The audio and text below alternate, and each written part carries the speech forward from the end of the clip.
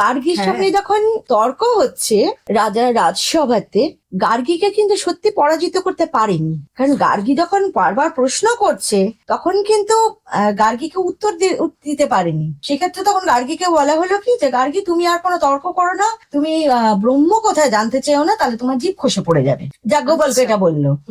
যাজ্ঞবল্ক্য যখন তর্কের সভাতেই প্রথমে বলে দিল যে এত সহস্র গরু, এত সহস্র এই, তার শিষ্যকে বললো যাও আমার ওখানে নিয়ে যাও। তখন পরপর কয়েকজনের সঙ্গে তর্কে যাজ্ঞবল্ক্য তাদের পরাজিত করলো। লাস্টে গার্গী বললো আমি এবার কথা বলবো। গার্গী যখন পরপর বলছে যে এটা কিসে হতে প্রতি, ওটা কিসে, লাস্টে হচ্ছে ব্রহ্ম কোথায়, তার উত্তর কিন্তু যাজ্ঞবল্ক্যের নিজেরও জানা ছিল না। আমার একটা প্রশ্ন, যে প্রশ্নের উত্তর তুমিও জানো না, যে প্রশ্নের উত্তর তুমিও দিতে পারো না, তাহলে তুমি কি করে জয়ী হলে?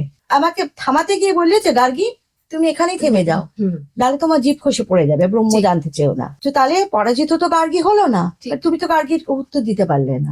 এবং আজও তাই, একদমই তাই। মানে কোনো একটা কুসংস্কার বা কোনো একটা রীতিনীতির নাম করে যখন একটা মেয়েদের উপর কিছু চাপিয়ে দেওয়া হয়, কেউ যখন প্রশ্ন করে, প্রশ্ন করো না, এটাই রীতি, এটাই মানতে হয়। এবং ঘরেও এটাই হয়।